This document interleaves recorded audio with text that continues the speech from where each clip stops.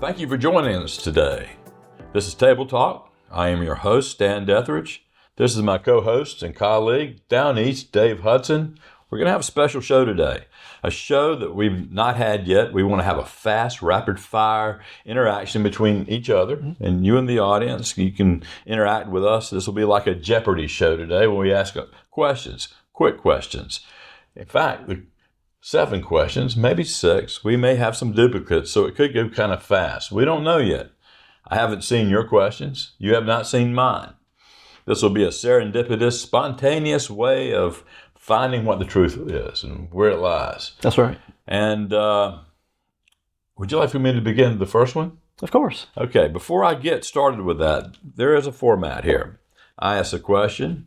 Dave has a minute to respond. I'll have 20 seconds or so to retort or clarify, and then we'll discuss it for about another 30 seconds, and we'll move on to the next question with Dave asking that question next. The first question today, these questions are going to be all over the place, maybe. We'll see. We're pretty monolithic guys, aren't we? Sometimes. Tend to have some similar thoughts. We do. All right. Considering that conservatives consider the wide open southern border to be an executive branch sponsored invasion during the Biden-Harris administration, should federal judges have the jurisprudence to overrule the current executive branch under the direction of President Trump when it comes to the deportation of alleged criminal illegal aliens? And then I use the word criminal loosely because we're talking about the extra criminals, the people that rape and pillage and destroy and maim and kill. We're not talking people that just happen to be here and they're criminal because they're illegal. They're illegally here. You got the question? You have a minute to answer. I think so. The easy answer is no. I believe that there's a separation of powers as it's meant to be by the Constitution. If the president sees folks coming across the border as a threat because they are not U.S. citizens, because they are here illegally, they're already breaking U.S. laws, they are not entitled to protection under United States law because they're not citizens. And any judge who thinks otherwise probably needs to have a reality check. Yes. And I'll have to agree with you on that. We have 3 branches of government. We have the executive, the legislative, and the judiciary. And we've talked about this before. The most powerful of all 3 is the legislative. Second most powerful is the executive. Correct. And Trump is really, he's pushed forth, and he might be the most powerful I've seen in my lifetime. And he's pushing forth, and the legislative is following him. But the judiciary just needs to decide whether it's law or not. Absolutely. They should just be looking at it to see whether or not it's constitutional. And that's it. And it is constitutional for the president to have all grades of immense power. Yes. Yes. And when there is an invasion or we're at war. Correct. And a lot of people think we are at war. I would agree. Okay, you got a question for me? I do. We briefly touched on this during a previous podcast, but without getting into any specific details, what is your outlook for the Republican Party in Beaufort County following last weekend's convention? Wow, that's a good one. I'm optimistic, guardedly so, but I am optimistic. We have a new Republican Party each 2 years. Sadly, we've had the same Republican Party for about the last 10 years, maybe longer. And the Republican Party here in Beaufort County does a very poor job policing its candidates, vetting its executive members, and we have a lot of party disloyalty here in Beaufort County. It's rampant. I've actually said that Beaufort County is rhino infested. So I hope it'll make a difference. Opening up the party to have more voices is going to be a good thing. Letting more people be active within our party is going to be a good thing. Not limited it to just a few people is great. Letting just a few people make decisions for the rest of us, and some of us candidates, elected politicians like myself, we need help. Yes. But it's been a distraction to us. It truly has. Yeah, I couldn't agree more. I think this is going to be a great opportunity for the county to move forward, a more united front. And of course, when we can involve more folks, it's always going to be better. Yes. Well, I think we pretty much solved that one. Yes. All right. Great. The next question for you. What should be the North Carolina General Assembly's position on Certificate of Need, CON, regarding basic health care here in North Carolina? Do you understand Certificate of Need? If not, I'll explain it. I would explain it so that the viewers would understand. Okay. Certificate of Need is what we have in North Carolina. We've had it for a long time, since I believe the 70s. Back then, North Carolina was a growing state, but it was also considered a rural state. And we had Certificate of Need, which means you can only have so many beds in a certain area for hospital use. So we would not have competition. The competition would therefore limit what few resources we had for medical care. Now, North Carolina is, I may be answering your question for you. North Carolina is more of an urban county than it is a rural county. An urban state rather than a rural state. So there you go. There we go. You answer now.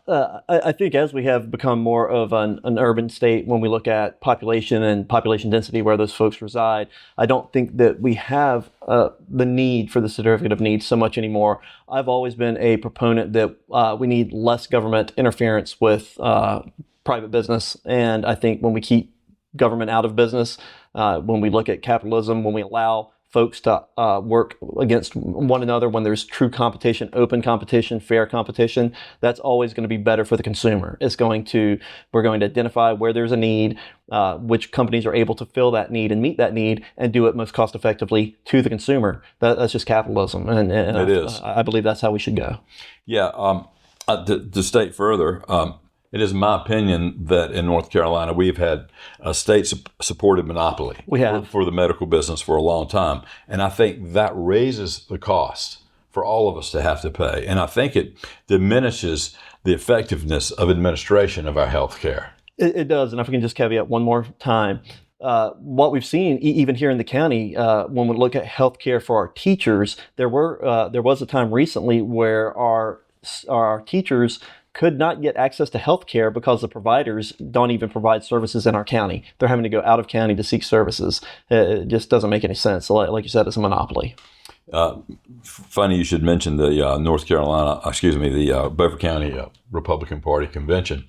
North Carolina Senator Bob Brinson from Craven County sought me out at the convention and wanted me to be aware that he has signed on to a bill to abolish Certificate of Need in North Carolina. Now, whether it passes or not, because there's a lot of money changing hands up there, and sometimes Republicans got greedy little fingers too, which I hate to hear, but because we all suffer when they have greedy little fingers as well, and I don't like that.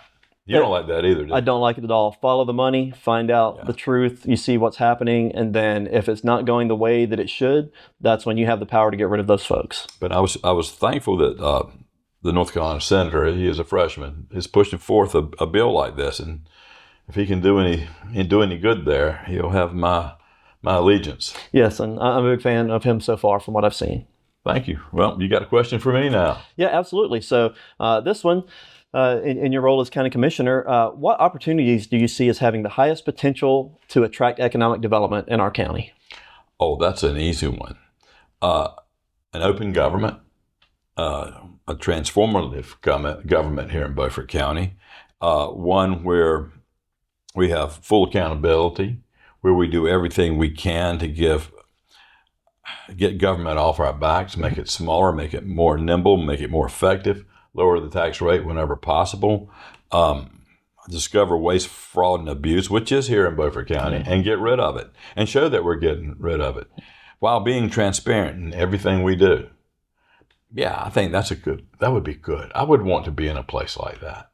I really would. And I don't think that we need to give away so much of the public's treasury to attract people.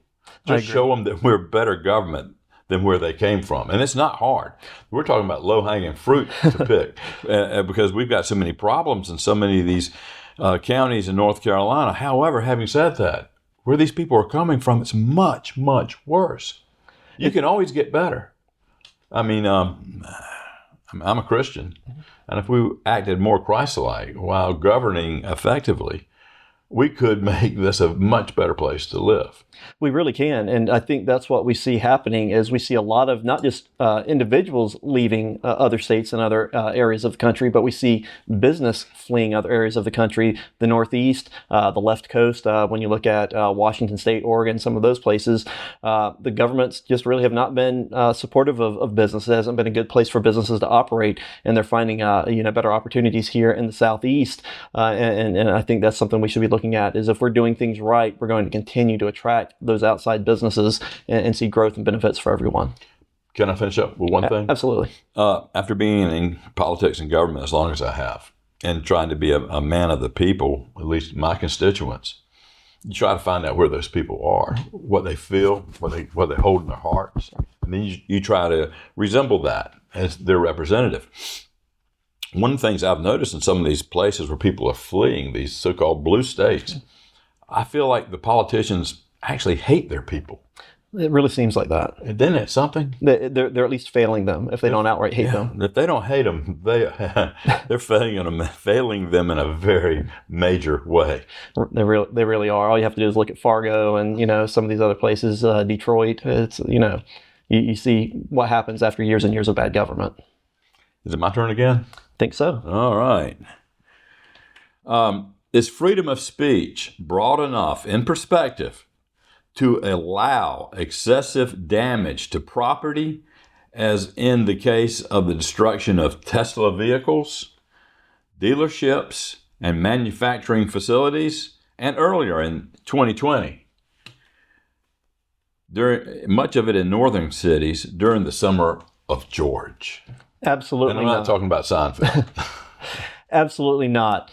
Freedom of speech should always be protected. You always have the right for civil discourse. You always have the right to voice your opinion. What you do not have the right to do is break laws in the name of your First Amendment rights or your freedom of speech. That's absolutely not allowed. You're breaking the law at that point in time. It's not free speech. It's criminal activity. Yeah. Go back to the days of the Sons of Liberty, when they egged on the soldiers there, and was that shot heard around the world, or was that Lexington? Lexington was a shot heard around the world. It was, but this is close. This is very the close. forebearer to the shot heard around the world. But I think it was in 1775, or was it 1774? I believe it was 75. 75, and they shot those people out in the public square, killed about 7 or 8 of them, and they were just yelling and screaming. They weren't destroying anything at that point. This is long before the Tea Party. So I'd have to go back and look at the first Tea Party, the real Tea Party. Correct. And folks forget about that sometimes. Is that the whole revolution started taxation without representation, not being represented by government, a sense of unfairness felt by the population, and then when the King of England wanted to enforce that upon the United States, then it became a gun control issue. Yeah. And when they came for the guns, that's when everybody at Lexington and Concord they seized the guns, they fought back. So folks forget that some of the protections that we have in the Constitution stem directly from the actions that led up to the foundation of our nation. If I could take this one just a little further this time, I know I'm not adhering to our rules, but this is a big issue. It is. Freedom of speech. We are a freedom of speech publication. We let people say pretty much anything and everything as long as they don't libel and slander people that we know to be good people. Right. Because that's just not right. Now, having said that, Elon Musk is helping Mr. Trump out. He's doing what he sees as important to save this nation. Discovering waste, fraud, and abuse is we are $36 trillion in debt. I can't believe I'm saying that, but we're $36 trillion in debt. The interest is over $1 trillion every year, which is more than what we spend on defense. So he's trying to do the best he can, and we're hearing a lot of hit dogs yelping right now with his Doge, Department of Government Efficiency. So they decided the best thing to do is destroy his property and try to send his his stock price lower, and it plummeting. The shorts are in there now clamoring and doing what they can to short that stock because the momentum is down for Tesla. Right. And what I find the grand hypocrisy here is these same people were Green New Deal advocates, and Tesla was their darling just a few years ago or even months ago. Times have changed. Isn't it funny? It really is. Yeah, and then we saw what happened during the summer of George, the mostly peaceful protests. People, I think CNN was announcing that with buildings burning in the background. I mean, the hypocrisy was just calamitous even then. It's all about fitting a narrative. Yeah, and that's scary because that's not free speech. That's propaganda. Absolutely correct. Yeah. It's your turn now. Sure. I'm on the ready. This one should be fairly easy, hopefully. But, it seems to me that we have a big influx of new residents coming to Beaufort County. The population is growing. However, we are losing students every year in our schools. Yes. So the young population is declining. So to me, it would appear that it's retirees coming from outside of the state, or at least other parts of the state that are coming to Beaufort County. What do you think we can do to keep younger families from leaving the county? Well, that's a multifold answer. I'm going to try to give a little bit of a thought. First of all, we need industry in this county. We need jobs. We need jobs at all levels. And in the past, early on in my early days as a commissioner, I was told everybody had the right and the necessity to go to college.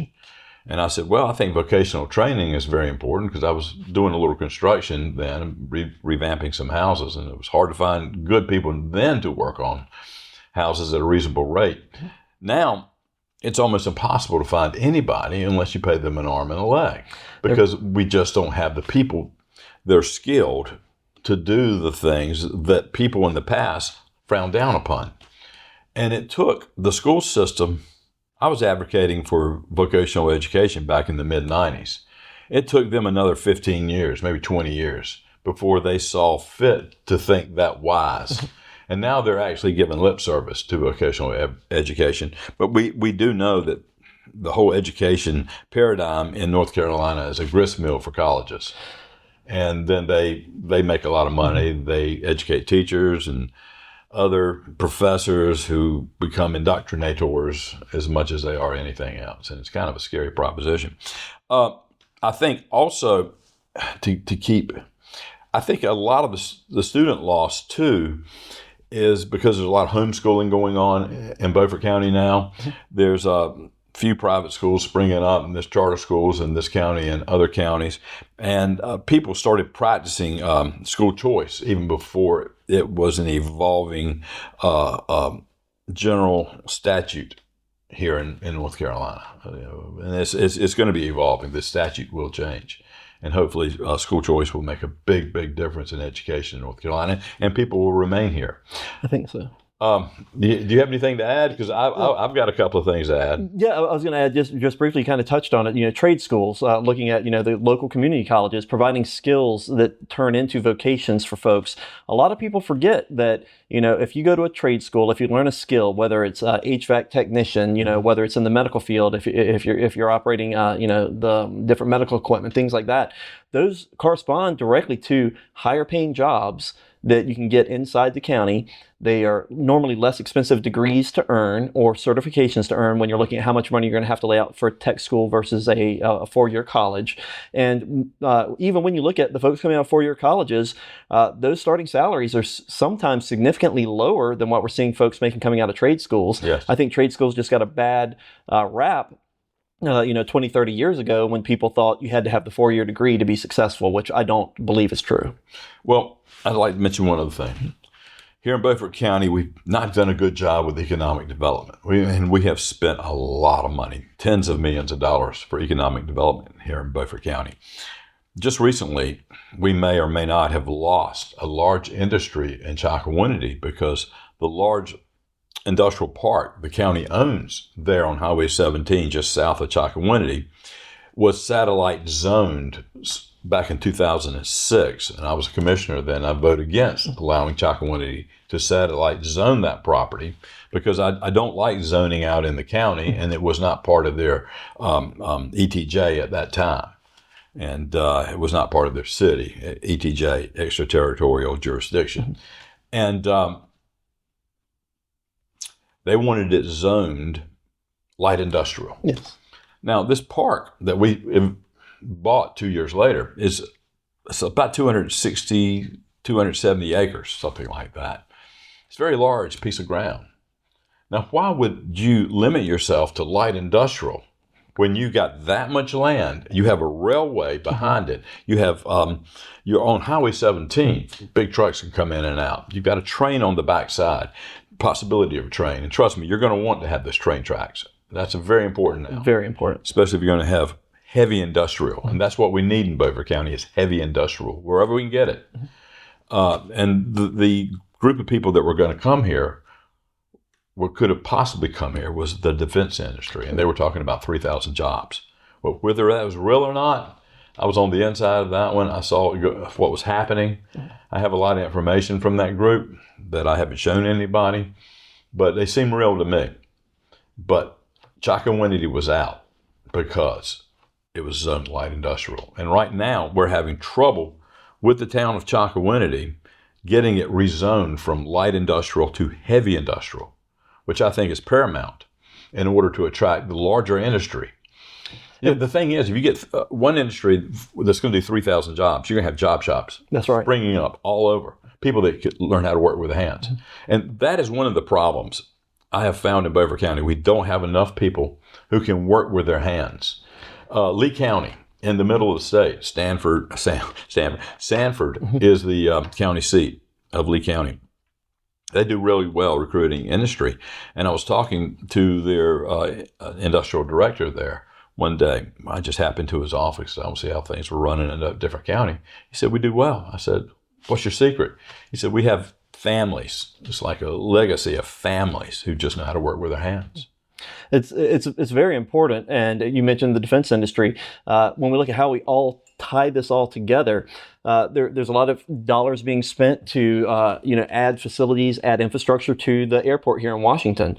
Looking at potentially bringing that as the drone capital of the East. That's really important, not just for civilian use, but for military use. What we're seeing coming out of the war in Ukraine, drones, unmanned vehicles, all of robotic warfare. That's the next phase. That's the next evolution in the military, and defense contractors are going to be moving into that space. If we could develop, the Washington airport is a drone capital for the Southeast. If we had educational programs to teach drone operations, drone manufacturing in the technical school, and then we had the ability to bring in an outside defense contractor into a place like Chocowinity, that would be game changing for the county in all aspects. And that's where we really need to be looking outside of the box, really doing that strategic thinking in order to look at what's going to benefit our folks here in Beaufort County. Thank you. That's good. And that was your question to me, which means only one thing. I have to ask you a question. Absolutely. You've asked some good questions of me. I appreciate that. At least I knew the answers. You'll probably know the answer to this one. Again, we don't know what questions are being asked before we answer them. These are coming to us kind of out of the blue. Absolutely. We do that a lot here. It's a lot of fun. You never know what you're going to get. It's like a game, isn't it? That's right. A game of spontaneity. Oh, yes. Now moving to the federal level, considering that the political party that holds the executive branch generally loses seats in Congress in the midterms, how do you expect the non-presidential election to turn out? I think that's going to be very interesting. I think a lot of it is going to come from any potential splashback or disgust with what President Trump is currently doing. Of course, a lot of the folks who are being impacted by DOGE are unhappy about that. Most of those are bureaucrats and government employees, and they really don't make up a large portion of the United States population. So that's one thing. Barring any significant issues in the economy or a war or something like that, I think that we could fairly safely say that it's going to be very close. I think if there's an overturn in one or two seats, but the Democrats seem to be still infighting. They can't figure out how they've lost the elections. So they've really got to come back together and figure out a platform. That's going to be their biggest issue to find. I feel like in politics, inaction is your greatest enemy. And Democratic Socialists are great for inaction. I mean, I said this earlier, they still don't know the origins of COVID. Right. And I promise you within the next 2 years, that will be discovered. It will be without a doubt. and it will be made public to the people. And that's, I think, what we're seeing now is we're seeing true transparency. I mean, they've released the JFK files, investigating into COVID. We're seeing that starting to happen throughout the world, not just here in the United States. I think the key piece of that is holding people to account. And even in what has just happened, when there was a snafu with the raid on the Houthis, Yes. where they sat in they were in disparate parts of America, and they used something called Signal. I'm talking about members of the defense section of the cabinet, and they were sending talking points and back and forth with one another, and somehow they included a reporter from the Atlantic who divulged everything, being the non-patriot that he is, and it kind of makes them look like amateurs. It really does. There's I question that sometimes. I always hold folks in the military to a higher account, to a higher standard, because I came out of the military myself. Folks don't really understand how security clearances work. Most military officers, all military officers, have to have a secret clearance at minimum. Your intelligence officers, they're normally going to have a top secret clearance or higher, and the more you move up in rank, that access that you have is going to be expanded. Of course, a lot of our government officials get those same clearances when they're working in the Department of Defense. However, when you have separate platforms that operate on non-classified operating systems as opposed to those that operate on classified operating systems, the ability to leak information like that, unless it was unconfidential, which would not really cause any issues to us to begin with, I don't see how they can make a mistake like that. Yeah, and there were no attack plans or war plans found. And he probably would have put them out there if he had them. Absolutely. It would have been a Vindman moment. Yes. Unfortunately, in the name of free speech, some folks don't understand. You do have to keep things secret sometimes for the greater good. They did that in other wars, didn't they? And they've done it in other wars as well. Yeah. And you cannot give the enemy any aid by saying it's in the goodwill or the best interest of the population to understand what's going on. Sometimes those secrets exist for a reason. But getting back to my original point, even though the reporter for the Atlantic found it out and made it known, the attack came off without a hitch. Absolutely. It was very successful. And they're going to end up doing it again and again and again until they open up those waterways that stayed closed the whole time. Yes, Biden was president. People forget the war on terror never went away. We're still dealing with this. These folks, the Houthis, for whatever reasons they want to, whether it's assisting the Palestinian movement or any of that, they are using terrorism in order to try and achieve certain political gains. And we will continue to seek them out and destroy them wherever they are. And I believe that is perfectly fine. Extremely early in the idiot president's administration, he took them off the terror watch list. And as soon as he did that, they shut down the Gulf of, Aden. Aden? Yeah, the Gulf of, the Straits of Hormuz. Yes. Yeah, it was right there. And that's where they use that to blockade. The sink ships, blockade that area, and keep passage of the ships in that waterway at a minimum. Yeah. People just don't realize what's going on. Yeah, they don't. Okay. I think it's your turn. Yes. So we've kind of talking about threats. This is kind of an external threat to the global population as a whole when we talked about the Houthis. But what do you think the biggest threat is currently facing our county, whether it's man-made or natural? Our county? Yes. That's interesting. That's a tough one. I think the greatest threat in our county has been the Beaufort County GOP. A lot happened this weekend to make a difference. And I say the Beaufort County GOP, and you think that's a very innocuous threat. But we've been unable to get a conservative majority on our Board of Commissioners or on the school board.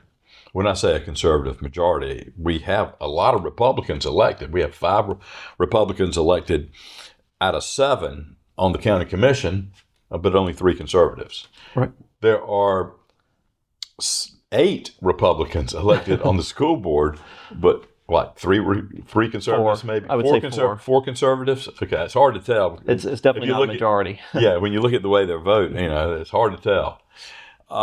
So, and I'm going to tell you, a lot of what we do on the Board of County Commissioners, and I would think it's very similar to the school board, is you take votes and you have to vote one way or the other. There's no gray. It's black or white. So you want to be on the right side of that vote. And so you have to be somewhat studied to make that vote correctly, and you need to have some ideals in your heart. You do. So it's not rocket science. No. You really, some of these votes are pretty easy to make. And sometimes it takes me as much as a minute to 30 seconds to decide what to do. Even big votes. Well, do we go with light industrial or heavy industrial? No zoning whatsoever. I went with no zoning. But, if I had to make a choice between the two, I'd have gone with heavy industrial. We wound up with light industrial. Harkening back to that other question, these are easy answers. I don't understand it. But, I think that's our problem right now. The Beaufort County GOP has coddled what I would call the rhino. And they have put them in lofty positions within the party while attacking the conservatives.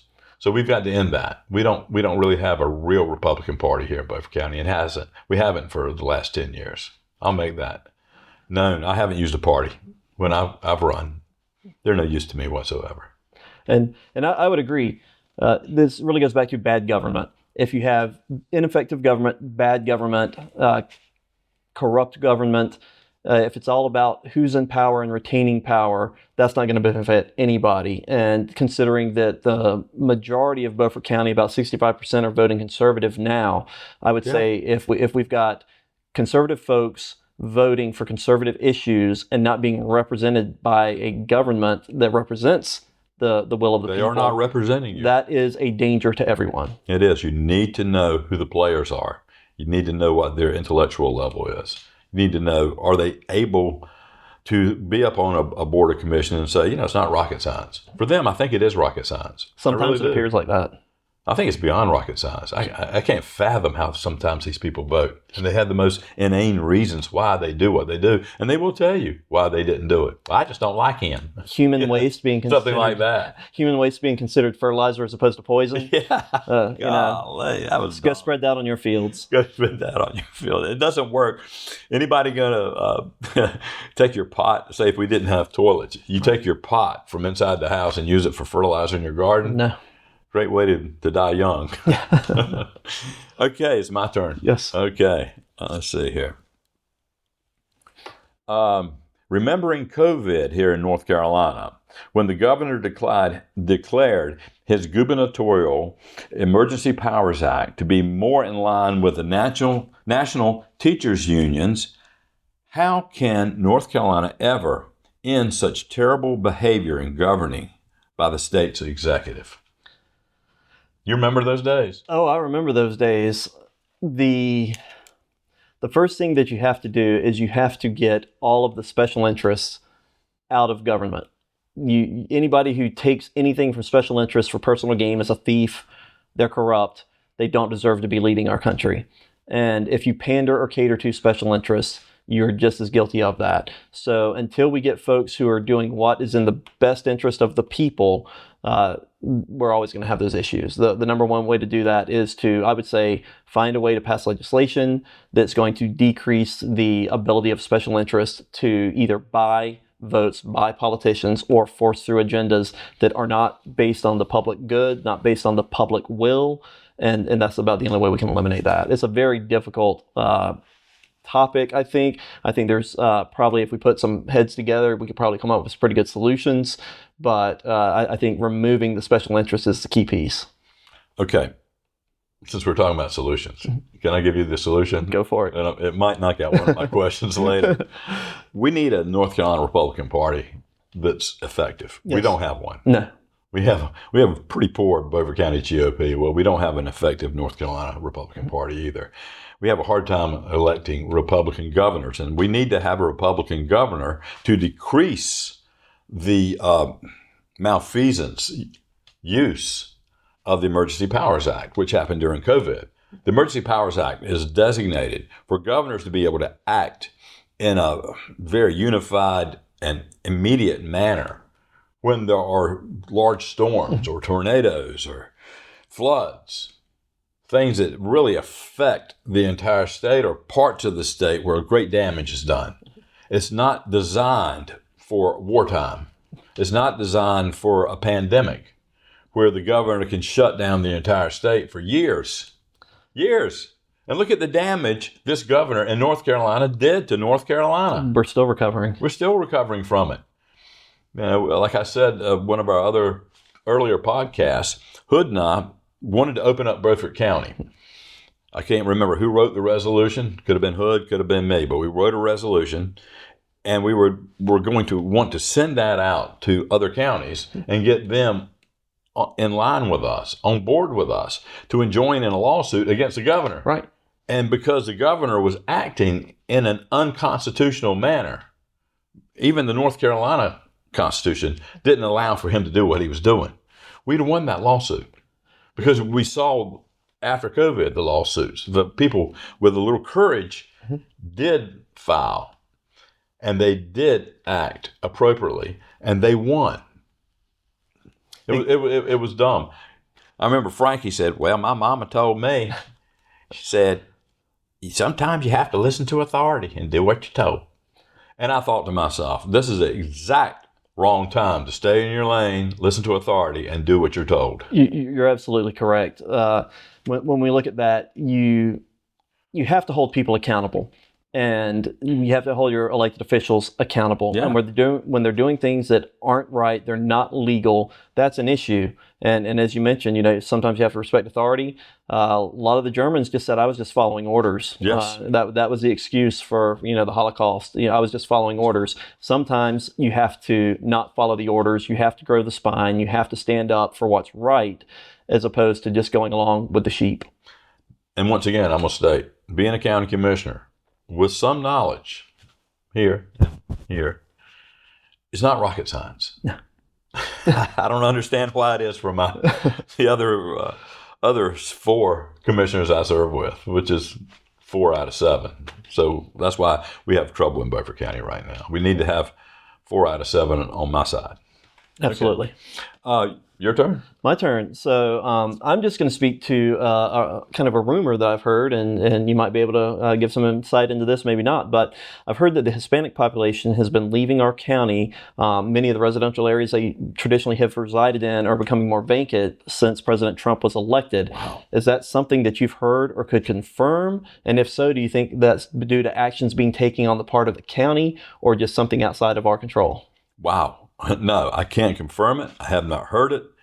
There's no actions within this county that I'm aware of that would make a difference, or I would probably know of it. Mm-hmm. I think it's just a Trump effect. I mean, the man is making a difference real fast. Yes. Every illegal that self-deports is saving us a lot of money, considering that they're congregating in sanctuary states and sanctuary cities, which is making it far more difficult for ICE to do their job. Mm-hmm.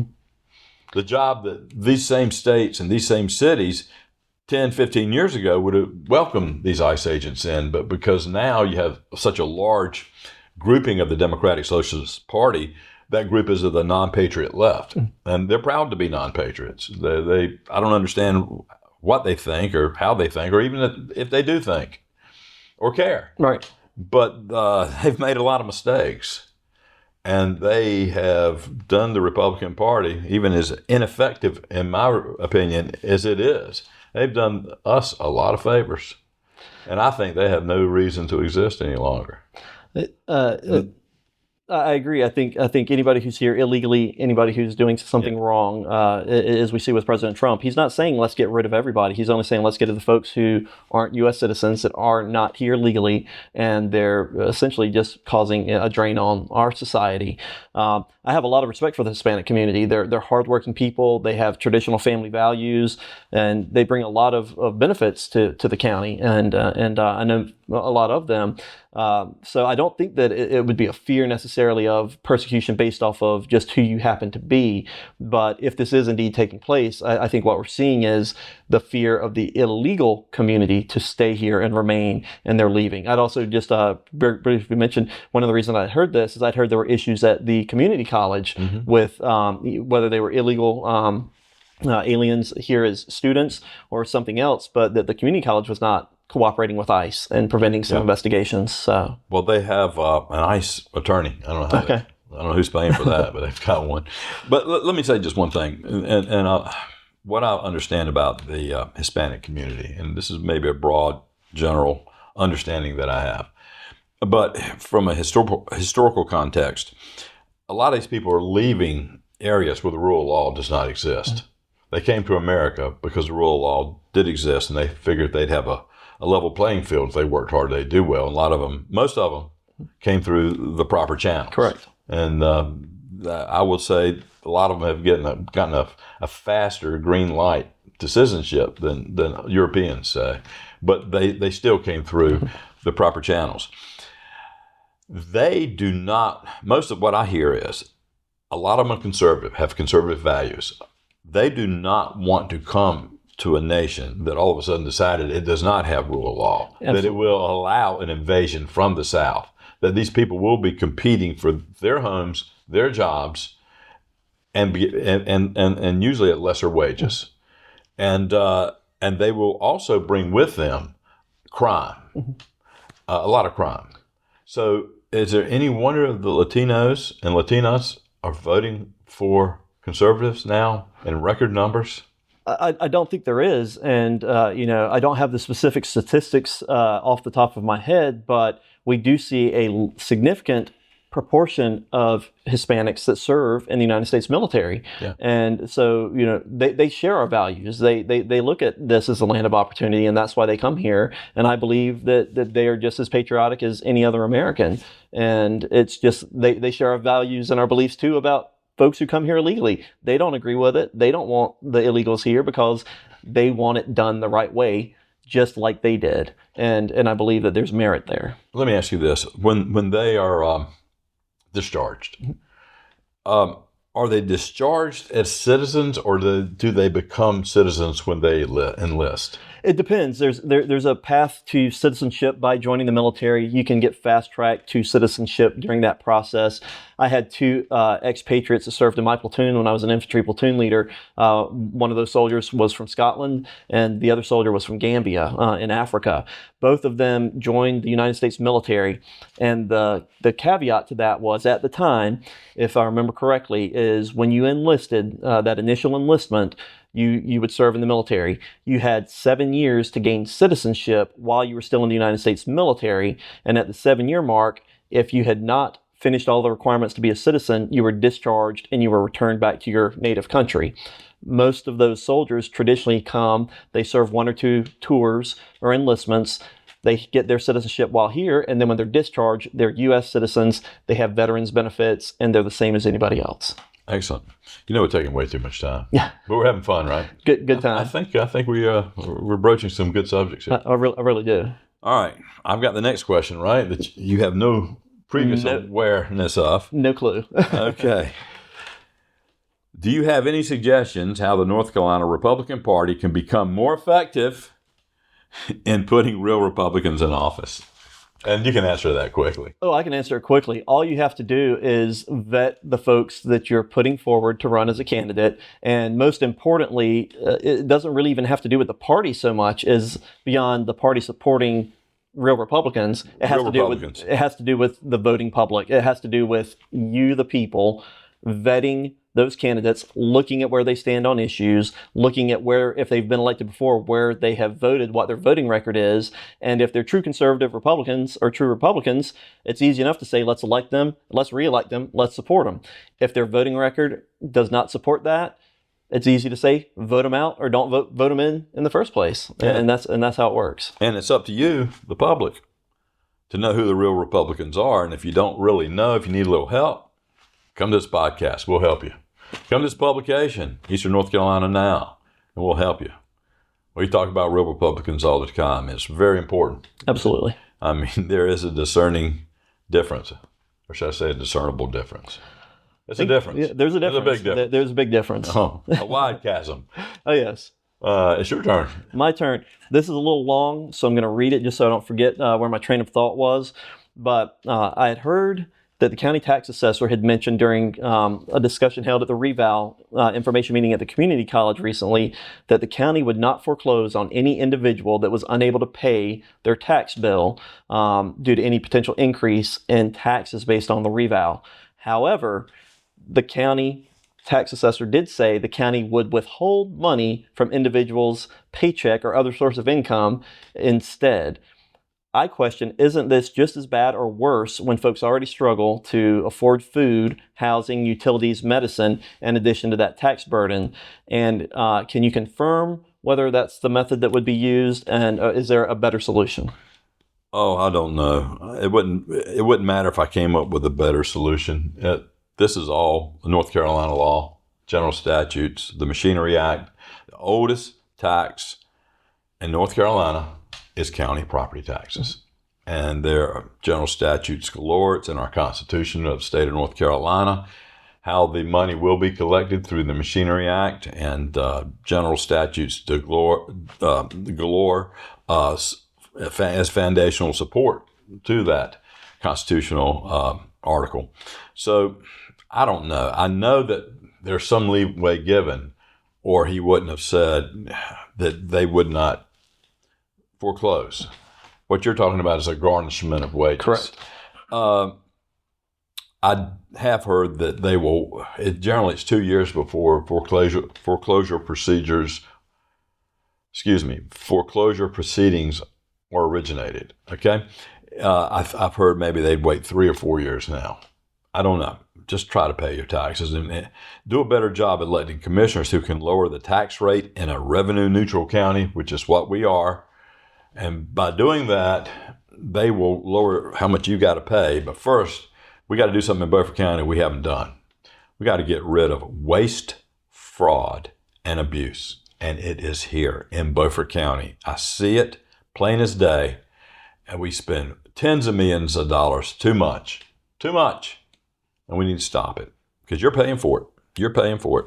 Yeah, so I'm glad that you brought up the how we address this. People have to vote right. The tax rate has to be right. We have to be smart about how we do all of this. That's the biggest way that you can control any fears or alleviate any fears that you have yourself based on this tax reval and the tax rate. Make sure you're paying attention to what people are doing, how they're voting, how they're spending your hard-earned tax dollars. Are they looking to increase spending in the county, which would correlate to an increased need for higher taxes? Are they looking at lowering the tax rate, which would mean we put more money, or they put more money back into your pocket? That's all very important. So I encourage you, look and see how people are voting, what they're looking to do. Are they looking to increase taxes? Are they looking to increase spending? If they are, this reval is really going to hurt you. If they're not, I would say they're voting in the right direction. Those would be the folks we would want to keep. However, if they're voting the wrong way, it's time to get rid of them, and you can vote them out. Ditto. I agree. Okay, last question. Number 7. Perfect number. Perfect prime. Okay. Which Republican from that deep bullpen of young, incredibly bright Republicans that we have now, which one will win the nomination for president since Mr. Trump can not serve one more term? That's a good question. There's a few that we could look at traditionally that have been good. Ted Cruz is a pretty good opportunity to look at him and how he's run before.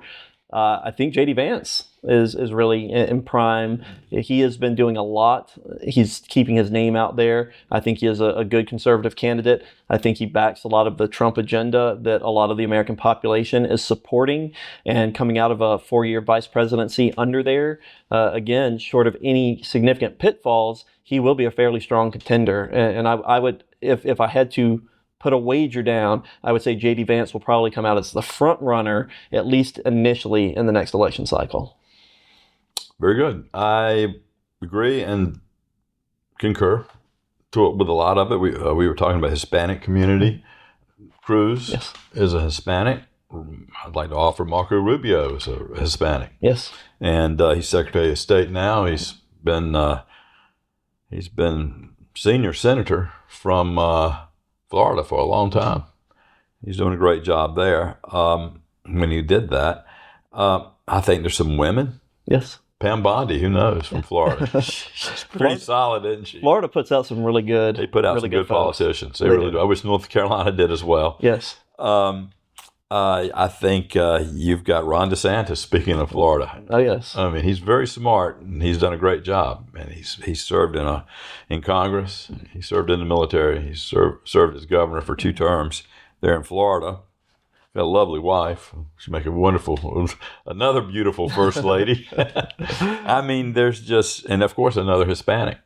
So, I mean, J.D. Vance is right up there at the top of the list, but J.D.'s young. He's young, and with youth, there is questions about how much experience do they have, and this would caveat to the next thing I would say when we look at who's most qualified to be president. There's no set. Here's the checklist you have to get to be president. Well, I mean, look at how Obama got there. But when we look at it, in my opinion, traditionally, folks who have served as a governor of a state tend to make better presidents than folks who just come out of the legislature. When we look at Ronald Reagan, when we look at the George Bush Sr., when we look at different folks like that. Eisenhower's an exception, but he was a military man. Yeah, he was a great he commanded military guy. So, but when we go back and look at that, I think if you can govern a state, it gives you a microcosm of experience that you're just going to see at a larger level on the national playing field. Well, what if Vivek Ramaswamy becomes governor of Ohio? He's another one in the bullpen. He exceptionally bright, just like DeSantis, just like Rubio, just like J.D. Vance. Yes. Is incredibly bright. I mean, I said he was young. I failed to mention he was incredibly bright. Yes. And I've often said the first female president of the United States will come from the Republican Party. I believe. And why?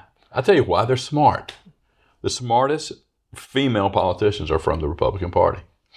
Pam Bondi, I mean, Nikki Haley did well. Mm-hmm. She did. She did well from your state of South Carolina. Broad, experience level, and serving Secretary of State, governor. She's done a lot.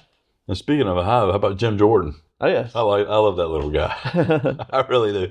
Every time he talks, I listen. And I was wrong. She was not Secretary of State. Excuse me. She was. Yeah, she was governor. She was governor, but and then she served, with the UN. So, but Hillary Clinton was Secretary of State, and she didn't make it to the presidency. Nah, she wouldn't. She didn't, did she? Was it Hillary or Killary? I can't remember. It could be both. Well, it's like Game of Thrones. Well, absolutely, magnanimously. Well, we've had a good session today. We've asked a lot of questions that neither one of us knew what the question would be, but somehow we kind of had the answers for them. At least we pretended to have the answers. It's always you decide. It's always a good exercise to get the brain working. I like having to focus on something that just comes out of the blue. It helps me. I've always enjoyed talking to the public, maybe in a candidate's forum, and they ask questions, and I get to answer a question. So I focus only on the question. Right. And then I answer it. I give them a fulsome answer as quickly as possible without obfuscating the issue. Yes. So we did a good today, I hope. You be the one to decide. If you got any comments, contact me, Stan at Beaufort County Now. Contact Dave at Dave@symbioticnetworks.com. Correct. And please do get in touch with us, and we'd love to respond. Thank you very much, and see you next week in a brand new show.